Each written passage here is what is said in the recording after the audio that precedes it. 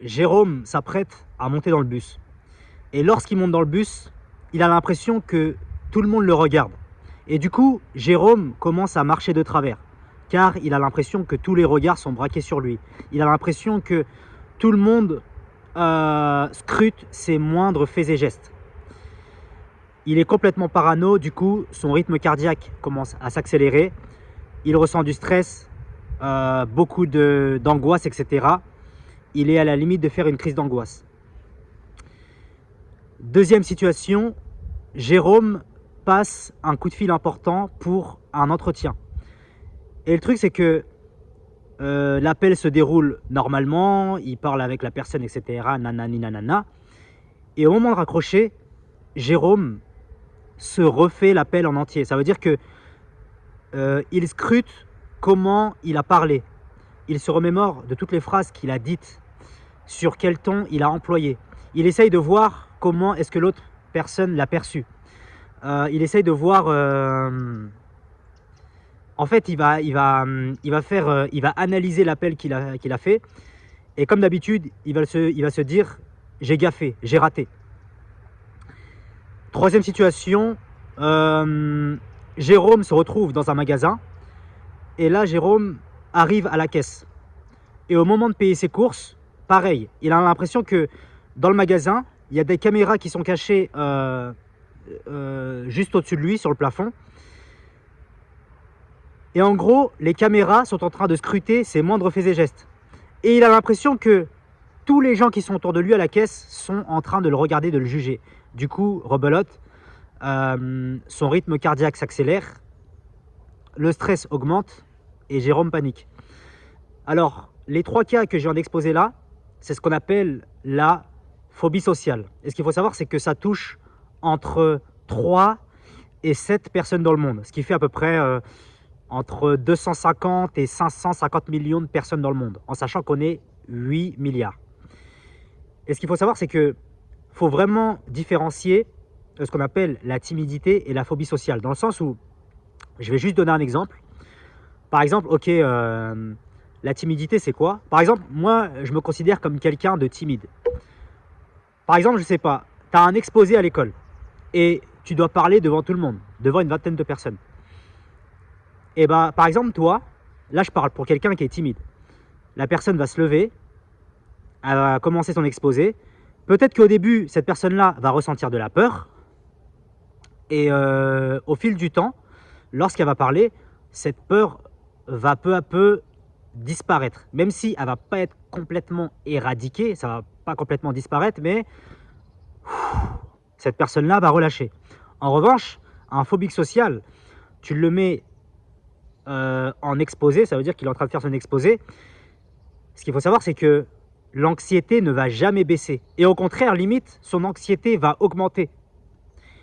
Et ce qu'il faut savoir, c'est que justement, la différence entre quelqu'un qui est timide et quelqu'un qui est phobique social, c'est que, en gros, la phobie sociale, c'est comme si c'est une timidité, mais fois 1000.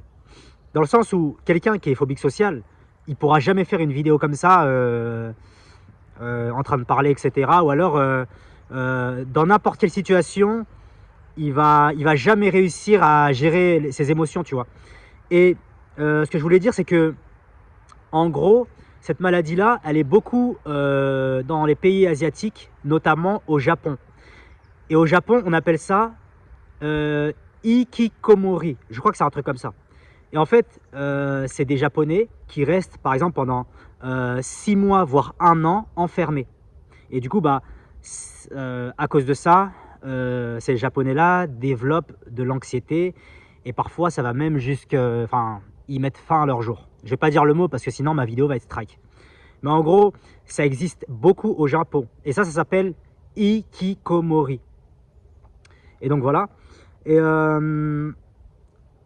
souvent, justement, bah, je vais faire un parallèle avec les Japonais, c'est que souvent, les gens qui sont diagnostiqués phobiques sociales, c'était des gens, justement, qui ne sortaient pas assez, tu vois. C'est genre, c'est peut-être quelqu'un... ou alors, ça peut être, durant son enfance, cette personne-là, par exemple, a été maltraitée par ses parents. Ça peut être des coups, des humiliations, etc., du harcèlement, etc., Ou alors ça peut être le contraire, il a eu des parents qui l'ont peut-être un peu trop surprotégé. Du coup, cet enfant-là, il n'a pas pu voler de ses propres ailes. Ça veut dire que c'est quelqu'un qui n'a pas pu prendre de décision durant sa jeunesse, etc. Et ce qui fait que quand il se retrouve à l'âge adulte, bah, il se retrouve paralysé par ce truc-là. Et après, il peut y avoir plein d'autres théories. Hein. Ça peut être peut-être des attouchements, ça peut être... là, vraiment, j'ai parlé du cas général, tu vois. En général, c'est ça. C'est vraiment soit l'enfant a été surprotégé, soit l'enfant a été maltraité, ou ça peut être plein d'autres raisons. Mais je ne vais pas tous les faire une par une. Mais tu m'as compris. En gros, ça vient des traumatismes, tout simplement. Ensuite, et du coup, comme cet enfant-là a développé ça durant son enfance, cette peur du regard des gens, etc., et ben ce qui fait que lorsque cette personne-là va grandir, elle va prendre des mauvaises habitudes. Et ce qui fait que à chaque fois qu'elle va se retrouver dans une situation d'anxiété, et ben elle va esquiver cette chose-là. Je vais donner un exemple. Par exemple, je te jure, ça existe. Hein. Il y a des phobiques sociaux.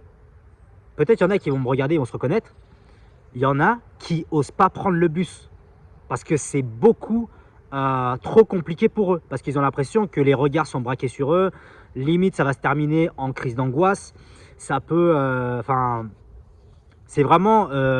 en fait, un phobique social, quand tu lui dis de prendre les transports en commun, surtout quand il est tout seul, c'est comme si tu lui disais, vas-y, fais un saut à l'élastique de 150 mètres.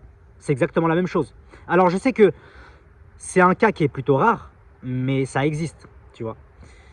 Et c'est pour ça que dans cette vidéo, voilà, je vais aborder quelques thématiques comme ça sur le fonctionnement de l'être humain, etc. Parce que déjà là, ceux qui ne l'ont pas vu, j'ai fait une masterclass justement sur les pervers narcissiques.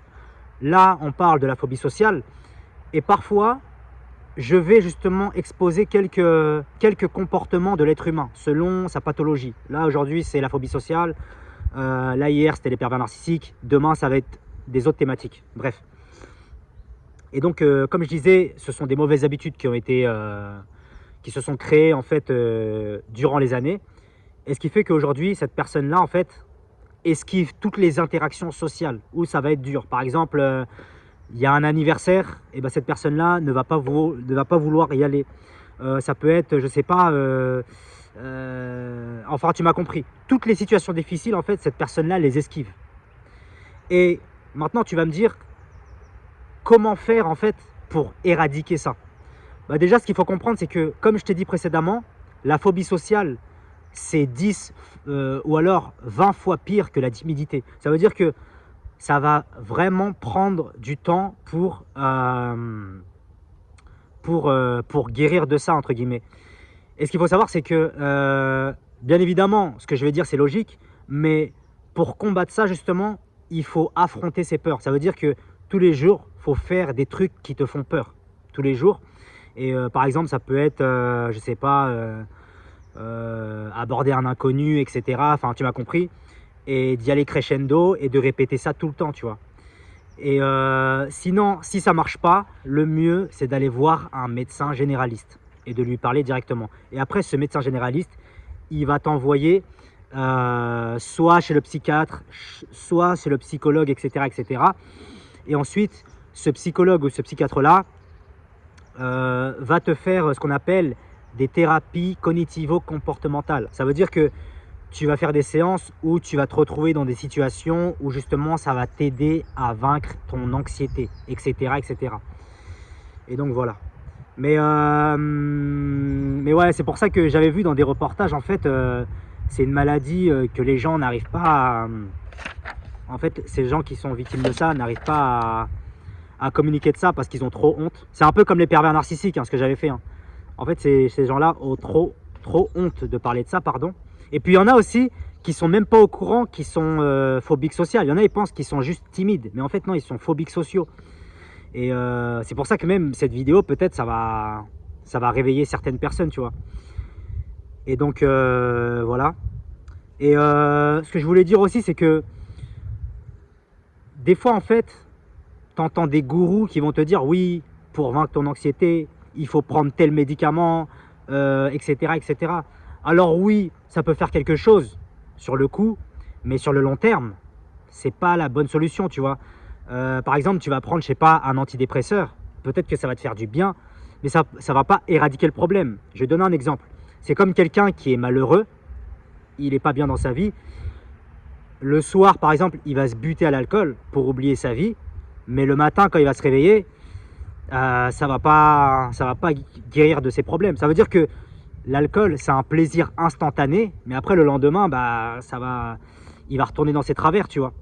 Et pour s'en sortir, faut qu'il affronte sa vie, faut qu'il aille à la salle de sport, faut qu'il aille voir des gens, faut qu'il essaye de changer son cadre de vie.